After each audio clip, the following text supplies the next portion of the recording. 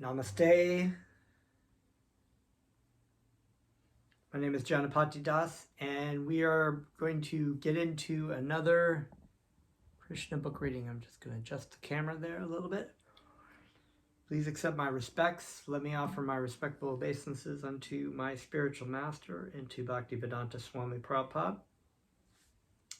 We are going to read another story tonight, and so as usual, let's engage in the very most holy process of Sankirtan, of hearing and chanting Krishna's names.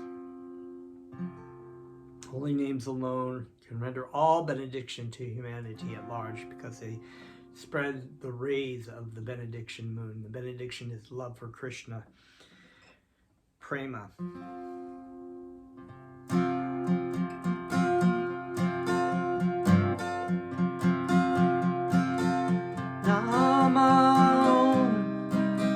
Vishnu Pataya Krishna Pristaya Uttale Srimate Sila Swarupananda Paramahamsa Iti Namine Nama Om Vishnu Pataya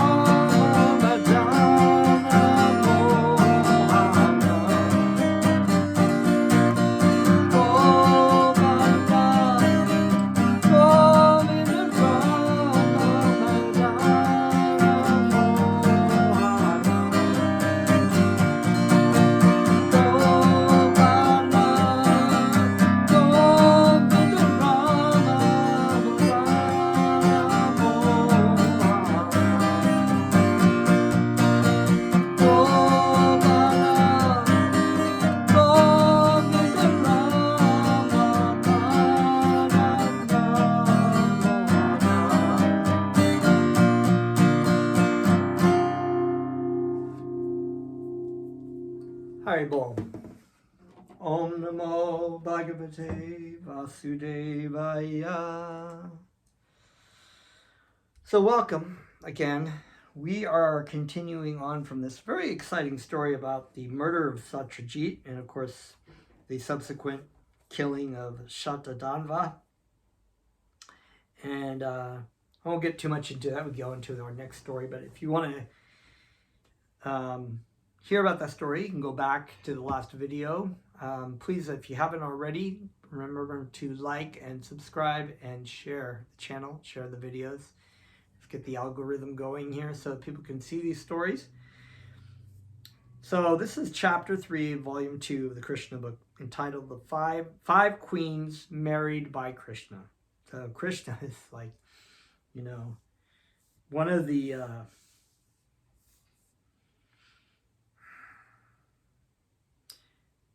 living entity can have different kinds of loving relationships with Krishna. Some relationships include neutral relationships, or Santa Rasa, or friendship relationship, or relationship as parental, or the highest. And when I say highest, I don't mean like, oh, that's the best or something, you know, it's just that it's a different flavor of relationship. And that's the relationship as Krishna's, as your beloved.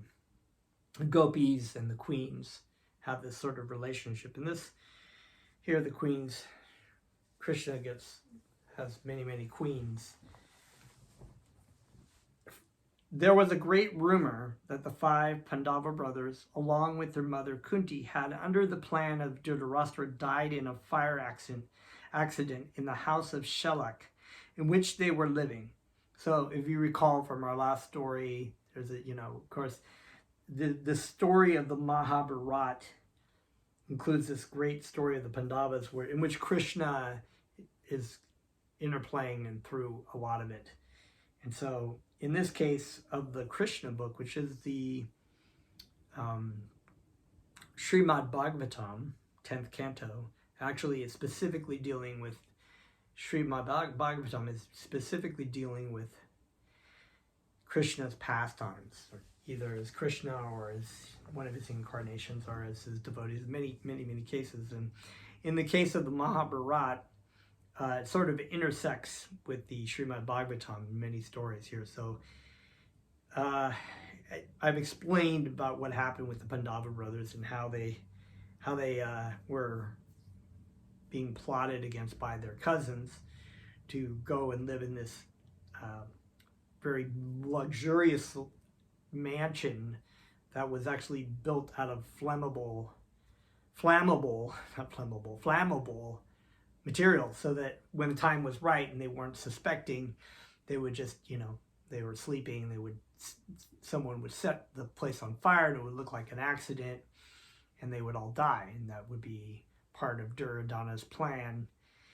But of course, through Krishna's arrangement, the information got to the Pandavas, but they were told by their uncle Vidura, who is a devotee of Krishna, that they should not let on that they know about this, but just go along with the plan. And then when the time came, they could, you know, escape. And they were actually digging this tunnel hiddenly underneath the floor where they were going to escape, and then filling it back up so nobody really would know that they had actually escaped that way. So when, you know, the situation happened so that they were able to escape, and that there were people who were very much looked like them that were drunkards, and they came into the house and they died in the fire, and so everyone thought that they had died. Even though Krishna and Balaram already know the situation, they just played the game that they thought the Pandava brothers were dead. But then the 5 brothers were detected at the marriage ceremony of Draupadi. So then there they are, and they're not actually dead. So again, another rumor spread that the Pandavas and their mother were not dead. It was a rumor, but actually it was so. They returned to their capital city, Hastinapur, and people saw them face to face. When this news was carried to Krishna and Balaram, Krishna wanted to see them personally, and therefore Krishna decided to go to Hastinapura. This time, Krishna visited Hastinapura in state as a royal prince, accompanied by his commander-in-chief, Yuyudhana, and by many other soldiers. He had not actually been invited to visit the city, yet he went to see the Pandavas out of his affection for his great devotees. So the Pandava brothers were actually great devotees of Krishna, especially Yudhisthira, who was such a great saintly king and emperor. So he was, I forget the name in Sanskrit, but he was known as the one who had no enemies. He was actually, people loved him so much. And they were very pious because of their devotion to Krishna.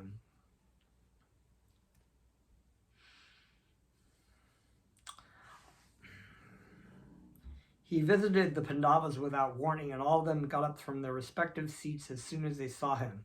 Krishna is called Mukunda because as soon as one comes in constant touch with Krishna or sees him in full Krishna consciousness, one immediately becomes freed from all material anxieties. Not only that, but he immediately becomes blessed with all spiritual bliss. So this is very true about our process of Krishna consciousness, of practicing Krishna consciousness, that the more we come into contact with Krishna, the more,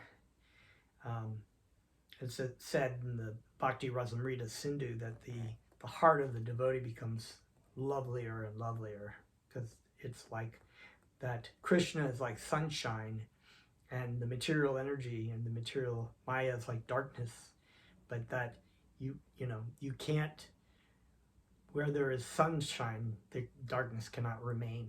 So this Krishna consciousness, Krishna is like sunshine coming into contact with him. The true, our true nature as spirit souls is revealed.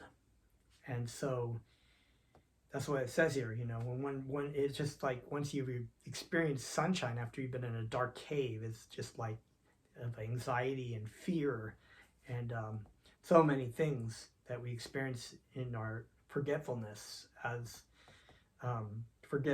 spirit souls forgotten in the material world, lost in the material world. We come into the contact of coming out of this cave, and the sunshine is just like, it's like one becomes blessed with all spiritual bliss. This is so true. On receiving Krishna, the Pandavas became very enlivened, just as if awakened from unconsciousness or from loss of life. Another great analogy. It's like we're living in this people are living in this material world, living entities in a stupor of forgetfulness of who they really are, trying to find so much happiness in a falsehood, in an illusion, in a mirage of this material world.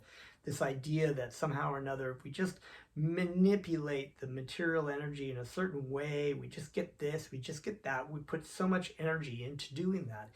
And even if we get it, it's like, then we have to give it all up at the time of death. People who are great musicians, you think about these, I was talking to my daughter about these great performers like Michael Jackson and Prince, who just, had so much musical talent and ability to dance and everything. Now they're just dead. They just, that living entity has flown on to another situation, but not any wiser, just lost in the material world. So this is like when you receive Krishna, which is a very important point of spreading Krishna consciousness to people, because by nature they have a loving relationship with Krishna. They've just forgotten. It's sort of like having going into a cave after being in the sunshine and you're just lost, but then this is a very good analogy, being unconscious, like when you wake up, it's like you're having dreams of something and you think you're that, and you come out and you realize, oh, this is reality.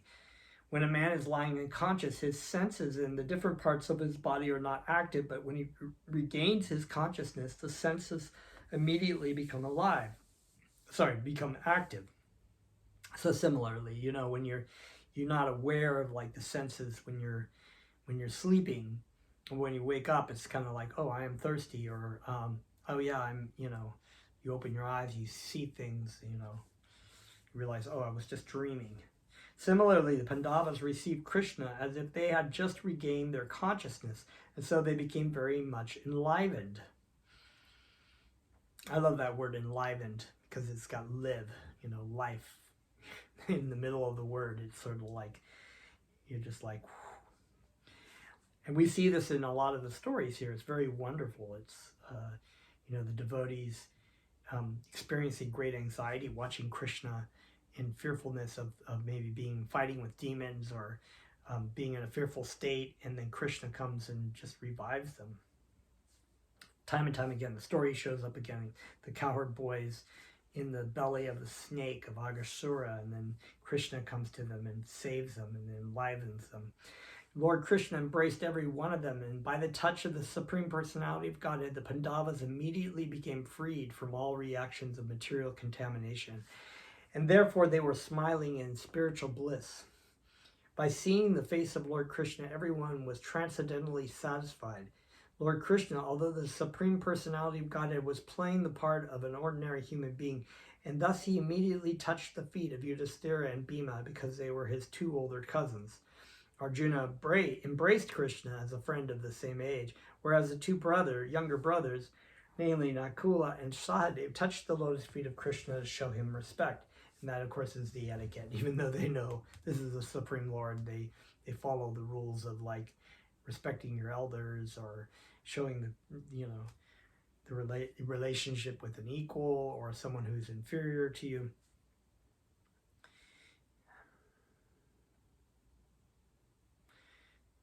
Okay. After an exchange of greetings, according to the social etiquette befitting the position of the Pandavas and Lord Krishna, Krishna was offered an exalted seat. When he was comfortably seated, the newly married Draupadi, was the wife of the Pandavas, right? Young and very beautiful in her natural feminine gracefulness, came before Lord Krishna to offer her respectful greetings. The Yadavas, who accompanied Krishna to Hastinapura, were also very respectfully received, specifically Satyaki or Yuyudhana, who was also offered a nice seat. In this way, when everyone else was properly seated, the five brothers took their seats near Lord Krishna. After meeting with the five brothers, Lord Krishna personally went to visit Srimati Kunti Devi, the mother of the Pandavas, who is also the paternal aunt of Krishna, and offering his respects to his aunt. Krishna also touched her feet. Kunti Devi's eyes became wet, and in great love she feelingly embraced Lord Krishna. She then inquired from him about the well-being of her paternal family members, her brother Vasudeva, his wife, and other members of the family. So Kunti and Vasudeva were brother and sisters. So this made that Krishna and the Pandavas were actually cousins. So this is very nice. I mean, hypothetically speaking, of course. She then inquired from him, but okay, so I read that. Similarly, Krishna also inquired from his aunt about the welfare of the Pandava families. Although Kunti Devi was related to Krishna by family ties, she knew immediately after meeting him that he was the Supreme Personality of Godhead. She remembered the past calamities of her life and how by the grace of Krishna, the Pandavas and their mother had been saved. She knew perfectly well that no one without Krishna's grace could have saved them from the fire accident designed by Dhritarashtra and his sons. In a choked-up voice, she began to narrate before Krishna the past history of their life. So there's actually a very nice book by His Divine Grace, A.C. Bhaktivedanta, titled The Teachings of Queen Kunti. And I just finished it. It's very, very wonderful. It goes into depth. There's part in the Srimad Bhagavatam in which Kunti Devi relates to Krishna about the spiritual truths about material life and the purpose of one's life and the attachment of familial attachments and the importance of Krishna consciousness. I can't go into great depth about that. I would just suggest reading it because it's very wonderful. The Teachings of Queen Kunti. Srimati Kunti said, "My dear Krishna, I remember the day when you sent my brother Akura to gather information about us. This means that you always remember us automatically. When you sent Akura, I could understand that there was no possibility of our being put into danger. All good fortune in our life began when you sent Akura to us. Since then, I have been convinced that we are not without protection. We may be put into various types of dangerous conditions by our family members, the Kurus, but I am confident that you remember us and that you always keep us safe and sound. Devotees who simply think of you are always immune from all kinds of material dangers, and what to speak of ourselves who are personally remembered by you. So, my dear Krishna, there is no question of bad luck. We are always in an auspicious position because of your grace. But because you have bestowed a special favor on us, people should not mistakenly think that you are partial to some and inattentive to others. You make no such distinction. No one is your favorite and no one is your enemy. As the Supreme Personality of Godhead, you are equal to everyone, and everyone can take advantage of your special protection. The fact is that although you are equal to everyone, you are especially inclined to the devotees who always think of you. The devotees are related to you by ties of love. As such, they cannot forget you even for a moment. You are present in everyone's heart, but because the devotees always remember you, you also respond accordingly. Although the mother has affection for all the children, she takes special care of the one who is fully dependent. I know certainly, my dear Krishna, that being seated in everyone's heart, you always create auspicious situations for your unalloyed devotees." Then, King Yudhisthira also praised Krishna as the Supreme Personality of Godhead and the universal friend of everyone. But because Krishna was taking special care of the Pandavas, King Yudhisthira said, "My dear Krishna, we do not know what sort of pious activities we have executed in our past lives that have made you so kind and graceful to us. We know very well that the great mystics who are always engaged in meditation to capture you do not find it easy to obtain such grace, nor can they draw any personal attention from you. I cannot understand why you are so kind upon us. We are not yogis, but on the contrary, we are attached to material contaminations. We are householders dealing in politics, worldly affairs. I do not know why you are so kind to us." Being requested by King Yudhisthira, Krishna agreed to stay in Hastinapura for 4 months during the rainy season. The 4 months of the rainy season are called Chaturmasya. During this period, the generally internat. I don't know that word. It's like Bhaktivedanta has words that I don't even know. Interrent preachers. I think that's interrent. I'm going to look that up. And Brahmanas stop at a certain place and live under rigid regulative principles. Although Lord Krishna is above all regulative principles, he agreed to stay at Hastinapura out of affection for the Pandavas. Taking this opportunity of Krishna's residence in Hastinapura, all the citizens of the town got the privilege of seeing him now and then, and thus they merged into transcendental bliss simply by seeing Lord Krishna eye to eye. One day, while Krishna was staying with the Pandavas, he and Arjuna prepared themselves to go to the forest to hunt. Both of them sat down on the chariot, which flew a flag with a picture of Hanuman. Arjuna's special chariot is always marked with a picture of Hanuman, and therefore his name is also Kapidavaja. Kapi means Hanuman, and Davaja means flag.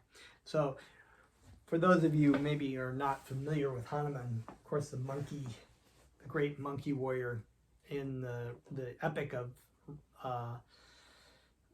Mahabharata. We have the Mahabharata, but then there's the Ramayana, which is the pastimes of Lord Rama, which was an incarnation of Krishna, Ramachandra.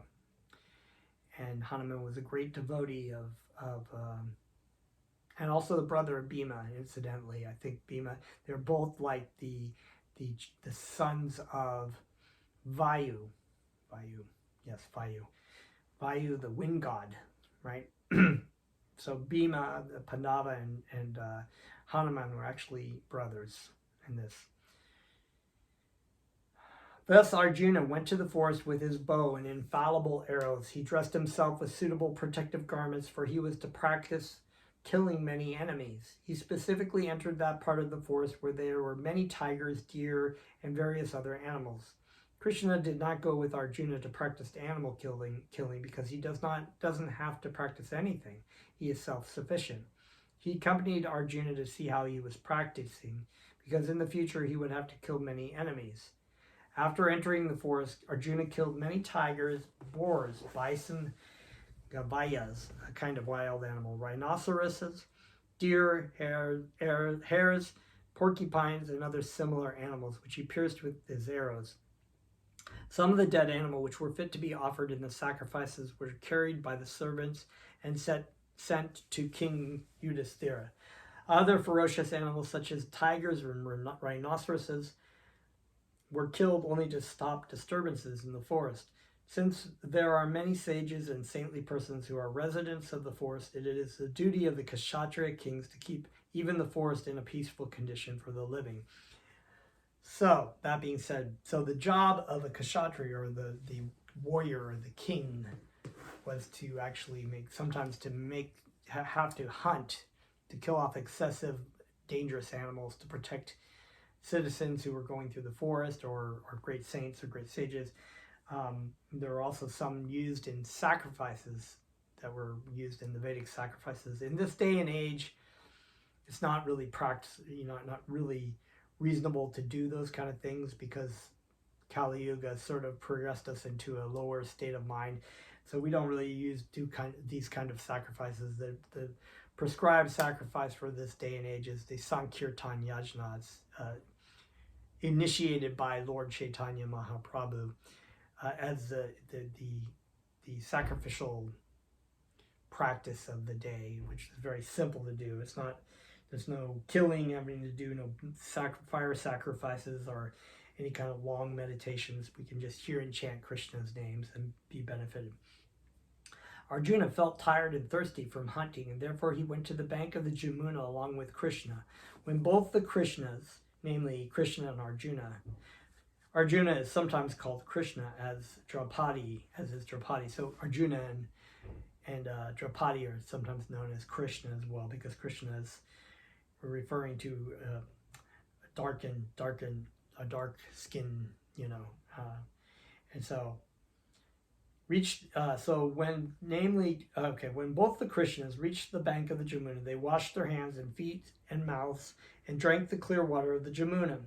When they were resting and drinking water, they saw a beautiful girl of marriageable age walking alone on the bank of the Jamuna. Krishna asked his friend Arjuna to go forward and ask the girl who she was. By the order of Krishna, Arjuna immediately approached the girl, who was very beautiful. She had an attractive body and a nice glittering teeth and smiling face. Arjuna inquired, "My dear girl, you are so beautiful with your raised breasts. May I ask you who you are? We are surprised to see you loitering here alone. What is the purpose in coming here? We can guess only that you are searching after a suitable husband. If you don't mind, you can disclose your purpose. I shall try to satisfy you." The beautiful girl was the river Jamuna personified. She replied, "Sir, I am the daughter of the sun god, and I am now performing penance and austerity to have Lord Vishnu as my husband. I think he is the supreme person and just suitable to become my husband. I disclose my desire thus because you wanted to know it." The girl continued, "My dear sir, I know you are the hero Arjuna, so I may further say that I'll not accept anyone as my husband besides Lord Vishnu, because he is the only protector of all living entities and the bestower of liberation for all conditioned souls. I shall be thankful unto you if you pray to Lord Vishnu to become pleased with me."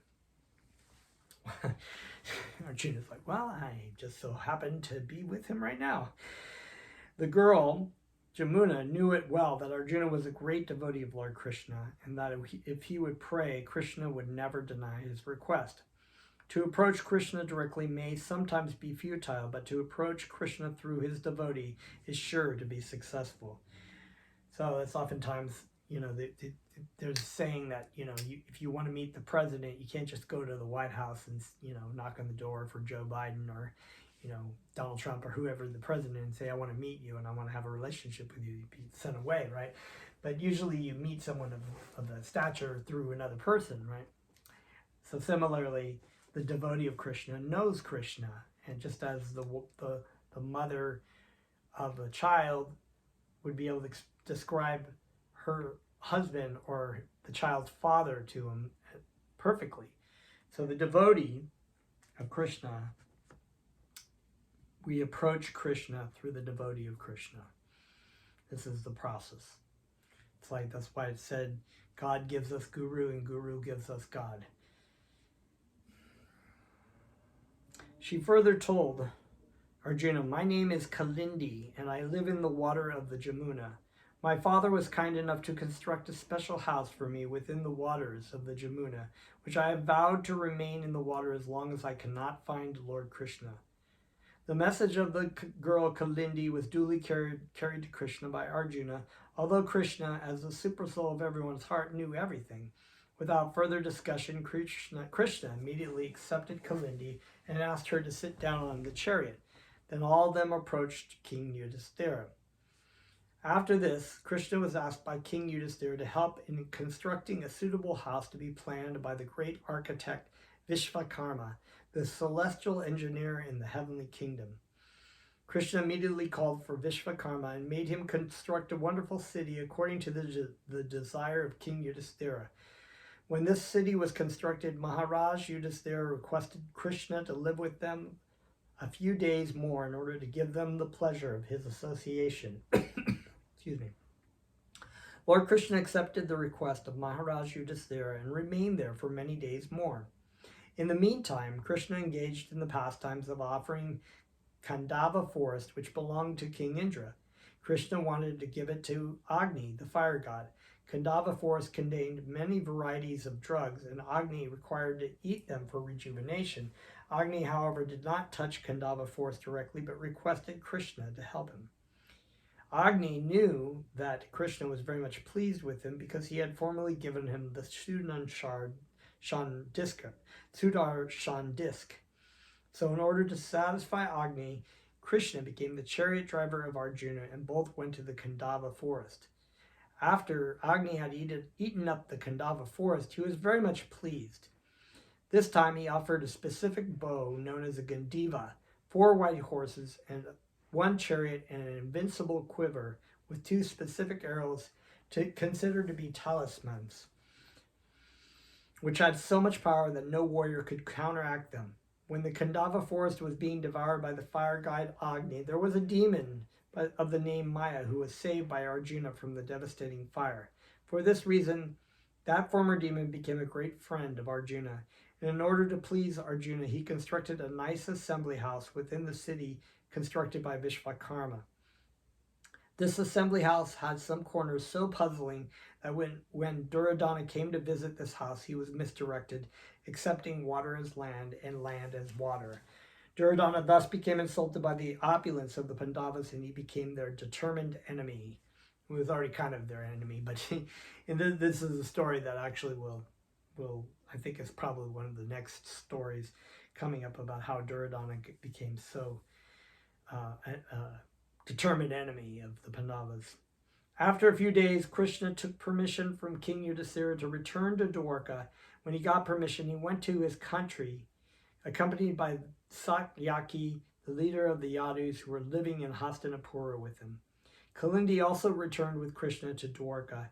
After returning, Krishna consulted many learned astrologers to find the suitable moment at which to marry Kalindi, and then he married her with the great pomp.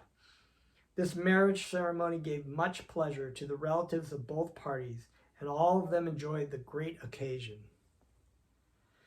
The kings of Avantipuri, now known as Ujjain, were named Vinda and Anuvinda. Both kings were under the control of Duryodhana. They had one sister named Mitravinda, who was a very qualified, learned, and elegant girl.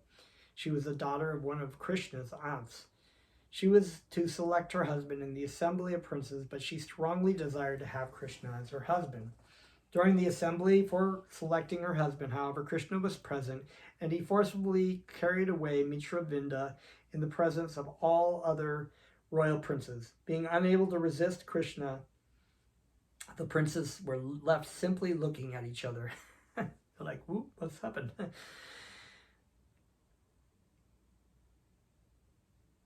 Okay, yeah, it's a long story. All right. When Satya, the daughter of King Nagnajit,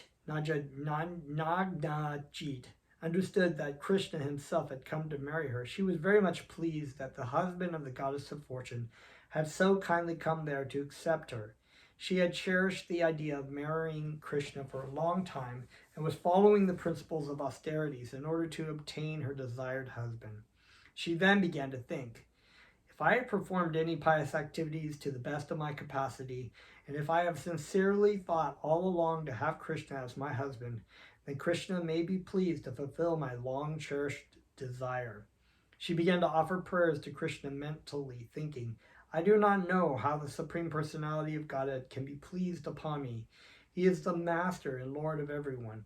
Even the Goddess of Fortune, whose place is next to the Supreme Personality of Godhead, and Lord Shiva, Lord Brahma, and many other demigods of different planets always offer their respectful obeisances unto the Lord. The Lord also sometimes descends on this earth in different incarnations in order to fulfill the desire of his devotees. He is so exalted and great that I do not know how to satisfy him. She thought that the Supreme Personality of Godhead could be pleased only out of his causeless mercy upon the devotee. Otherwise, there was no other means to please him. Lord Chaitanya, in the same way, prayed in his Shiksha Shtaka verses, My Lord, I am your eternal servant.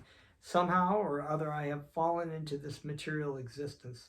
If you kindly pick me up and fix me as an atom of dust at your lotus feet, it will be a great favor to your eternal servant. The Lord can be pleased only by a humble attitude in the service spirit. Very important point right there. The Lord can be pleased only by a humble attitude in the service spirit. So it's not about what you do or how great your duty is. It's about your attitude. It's about being lower than the straw on the street. We just realizing that having the faith that Krishna will protect you, even though you are the greatest demon, and we are, and especially for those of us who think, walk around and say, think that we're really great. That just shows how ignorant and foolish we are. That, Lord Chaitanya came to protect the most fallen. And, you think about the things that we've done in this life. Even if we've lived a kind of well-to-do life, we've created so much suffering in this life. And in previous lives, we've most likely done just about everything, every horrible thing that we look at now and say, oh, that's just horrible, that, those people are rapists or murderers or mass murderers or school shooters or whatever they might be. We've done that. We've been there. We've done all that. We've been those people, We've been the worst of all worst. But by the mercy of Krishna, in our attitude, we just, please, Lord, pick me up and place me as an atom at your lotus feet. Just protect me from Maya Devi. It's a very wonderful thing. So this is this humble attitude. Lord Chaitanya says, one can chant the holy name of the Lord in a humble state of mind, feeling oneself to be lower than the straw on the street. It's a very low point. Dirty, where the dirt ground is, we're just our faces on the ground. Please pick me up. One can be more tolerant than a tree, devoid of all sense of false prestige and ready to offer all respects to others and never expecting respect in return. In such a state of mind, one can chant the holy names of the Lord constantly. It's not from a high point that we are able to approach Krishna, but from a low point. We must receive the information from our spiritual master at his feet, not at his head. We take it from the lowest point, receiving the information, not feeling like we are qualified, or not feeling like we have the knowledge or that, you know, that our cup is full and we're just meeting our spiritual master face to face. No, we are receiving that information from the lowest point. We cannot demand any grace or mercy from the Lord because of our service rendered to him. He may accept or not accept our service, but the only means to satisfy the Lord is through the service attitude and nothing else. So we must serve. And, you know, Krishna told Arjuna, just do these things for me in a devotional attitude without being attached to the result of what you're going to get, good or good, bad. Just do it as an offering. It's the attitude. It's the attitude. The service attitude. It's not even what we do. We could be doing great things and be completely envious in our heart. Or somebody may do something very small, but do it with great devotion. And Krishna is very pleased by that. So Krishna also says, you know, just try to offer something, you know, just offer a fruit, a flower, a leaf, with a loving attitude, and I will accept that. King Nagnajit was already a pious king, and having Krishna in his palace, he began to worship him to the best of his knowledge and capacity. He presented himself before the Lord thus: "My dear Lord, you are the proprietor of the whole cosmic manifestation, and you are Narayan, the rest of all living creatures. You are self-sufficient and pleased with your personal opulences, so how can I offer you anything? And how could I please you by such offering? It is not possible, because I am an insignificant living being. Actually, I have no capacity to render any service unto you." Krishna is the super soul of all living creatures, so he could understand the mind of Satya, the daughter of King Nagnajit. He was also very much pleased with the respectful worship of the king and offering him a sitting place, eatables, residence, etc. He was appreciative, therefore, that both the girl and the father of the girl were anxious to have him as their intimate relative. He began to smile and in great voice said, "My dear King Nagnajit, you know very well that anyone in the princely order who is regular in his position will never ask anything from anyone, however exalted he may be. Such requests by a Kshatriya king from another person have been deliberately forbidden by the learned Vedic followers. If a Kshatriya breaks this regulation, his action is condemned by learning scholars. But in spite of this rigid regulative principles, I am asking you for the hand of your beautiful daughter, just to establish our relationship in return for your great reception of me. You may also be pleased to be informed that in our family tradition there is no scope for our offering anything in exchange for accepting your daughter. We cannot pay any price which you may impose for delivering her." In other words, Krishna wanted the hand of Satya from the king without fulfilling the condition of defeating the 7 bulls.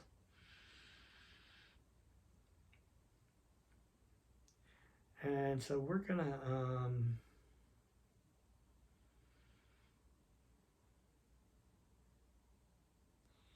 yeah, I think we'll probably continue more about that, because usually the kings have kings have this thing of doing like tests for the princes to marry their daughters, and usually they're really chivalrous and challenging things. Like Arjuna had to shoot a fish for Draupadi, had to shoot a fish at the eye of a fish, but using the reflection from some water or a mirror and shooting it behind his back, looking at the reflection. So nobody could do that except for Arjuna. And Arjuna was able to do that and win the hand of Draupadi, as we know. So lots of wonderful stories, lessons and philosophy, as always. And we're going to continue, because there are more queens going to be married there. And it's a pretty long chapter, so we'll get back into it. So please feel free to have any questions, put them down in the comments below. And for now, we're going to chant Krishna's names and finish this class out. Thank you very much.